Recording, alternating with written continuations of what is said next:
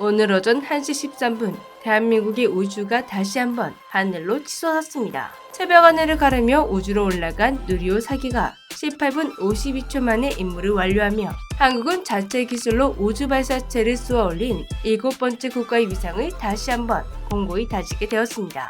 이번 누리호 4호기에는 차세대 중형 위성 3호와 부탑재 큐브 위성 12기 총 13개의 위성이 탑재되어 있었는데요. 이 위성들이 모두 계획대로 상공 600km의 태양 동기 궤도에 성공적으로 안착했습니다. 오전 1시 55분에는 차세대 중형 위성 3호기의 신호가 남극 세종기지 지상국으로 들어오며 위성 상태가 정상임이 확인되었다고 하는데요. 남은 부탑재 위성 12기도 순차적으로 교신을 진행할 예정이라고 합니다. 누리호 4차 발사 성공은 한국 항공우주 산업에 새로운 발사치를 여럿 남겼습니다. 이번 4차 발사는 하나 에어로스페이스가 제작, 조립, 발산, 운영 준비까지 총괄한 첫 사례로 한국 우주산업이 국가주도 올드스페이스에서 민간 중심인 뉴스페이스로 전환하는 신호탄이 되었습니다. 이번에 발사를 주관한 하나 에어로스페이스는 누리호 발사를 성공적으로 마무리하며 기술을 축적해가는 첫 단추를 성공적으로 꿰었다는 평가를 받고 있습니다.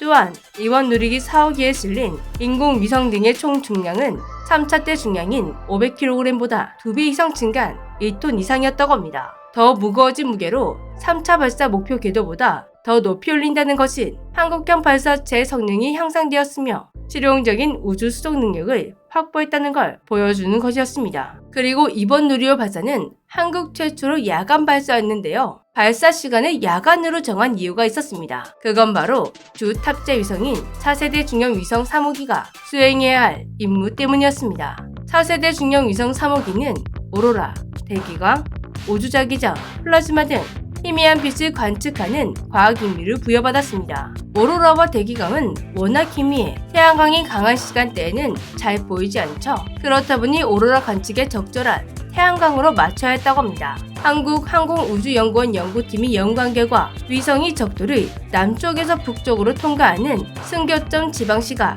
낮 12시 40분이어야 오로라 관측에 용이한 태양광에 맞출 수 있다는 계산이 나왔다고 합니다.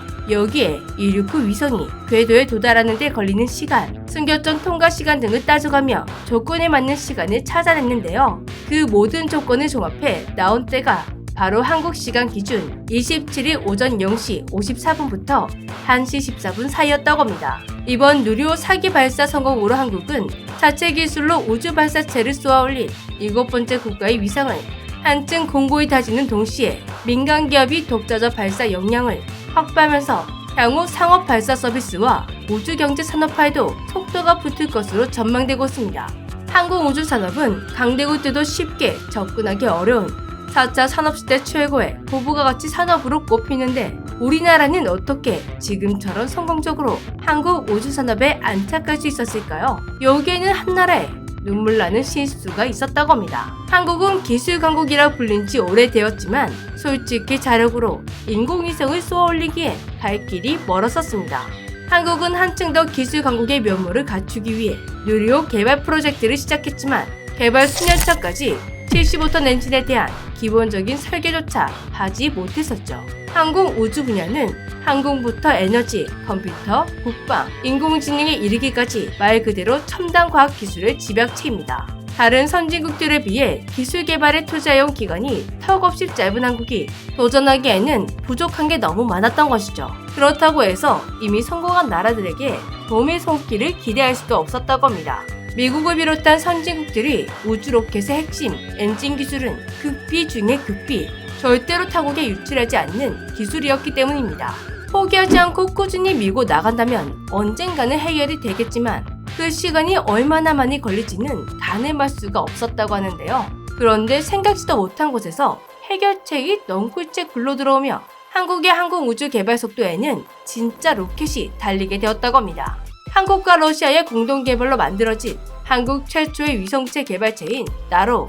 한국은 러시아와 협력을 통해 우주 발사체를 독자 개발의 기술과 경험을 확보하는 게 목표였습니다. 2단 발사체였던 나로호는 일단은 러시아가 상단은 국내 독자 기술로 개발했는데요. 2009년 1차 발사 때는 실패, 2010년 2차 발사 때도 실패, 2013년 3차 발사에는 드디어 성공했습니다. 한국에게는 이 성공도 엄청난 발전이었습니다. 목표처럼 이 경험을 통해 꽤 많은 기술력을 확보할 수 있었지만 가장 중요한 엔진은 여전히 제자리 걸음이었다고 하는데요. 아무리 러시아와 협력을 했다 해도 MTCR에 의하면 액체 엔진 기술도 이전이 불가능, 아마 가능했다 해도 엔진 기술은 나라들마다 꽁꽁 숨기는 급이었기 때문에 전해줄 리가 없었습니다. 그런데 3차 발사가 끝난 나로를 대전으로 가져와서 분해해봤더니 어라?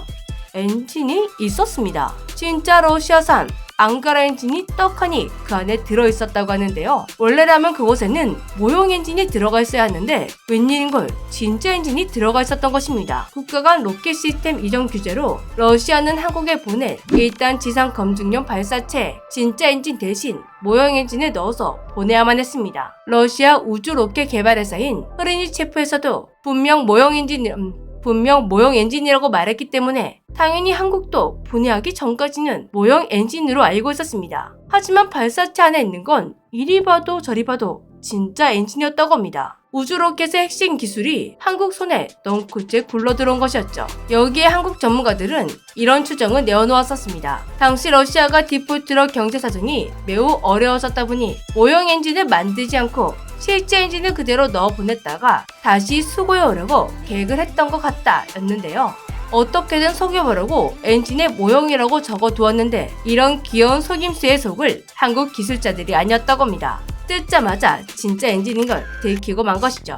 러시아 측에서는 즉각 엔진을 수거해 가려고 했지만 우리나라는 이를 막아섰습니다. 계약서에는 GTV까지 계약되어 있었으니 이건 당연한 일이었습니다. 러시아 측도 계약서 때문에 아무 말을 못했다고 합니다. 돈을 좀 아껴보려다가 정말 말도 안 되는 실수를 저질러 버린 러시아. 나라 사정이 너무 안 좋다 보니 순간적인 판단이 흐려졌던 것 같은데요. 덕분에 첨단 다단연소 사이클 앙가라 엔진이 우리 한국의 손에 넝쿨째 굴러오게 되었습니다.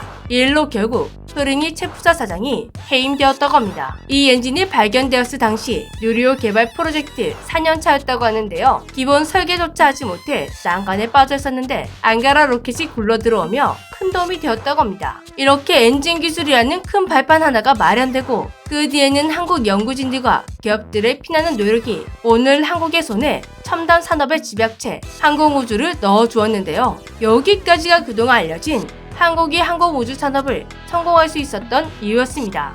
그런데 최근 충격적인 반전 소식이 들려왔습니다. 한국항공우주연구발사체 연구소에서 갑자기 나로우 개발 당시 러시아로부터 받은 모형 로켓 엔진이 실제로 진품이었다는 주장이 사실이 아니라는 입장을 내어놓은 것입니다. 2022년 6월 누리호 2기 발사 성공 이후 검증할 여유가 생겨 러시아 모형 엔진의 시물 여부를 판단하기 위한 분석이 진행되었다고 합니다. 그 결과 진짜 엔진이 아니라 모형이 맞았다는 결과가 나왔다고 합니다. 그렇게 이 모형 엔진에서는 한국의 자체 발사체 개발에 도움이 될 만한 정보가 거의 없었다, 이런 발표가 나온 것인데요.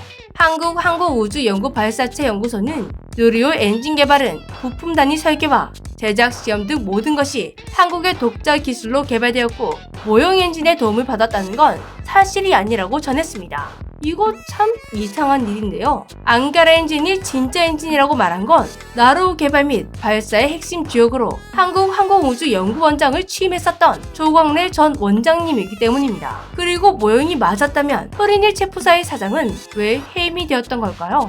뭔가 엇갈리는 듯한 두 주장에 대해 네티즌들은 이런 의견을 내어놓고 있습니다. 러시아가 돈이 부족해서 진품을 넣고 가짜라고 속이려고 했던 것이 아니라 당시 재정 상황이 너무 안 좋은 러시아가 사실 뒷거래를 했던 것이 아닐까. 그리고 이제 와서 러시아 엔진이 진품이 아니라고 말하는 것은 로켓 엔진 기술은 이전이 금지된 핵심 기술이라 국제적인 문제가 될 수 있기 때문에 지금에 와서야 아니라고 하는 게 아닐까, 이런 추정이죠. 여러분의 생각은 어떠신가요? 지금까지 재미주였습니다.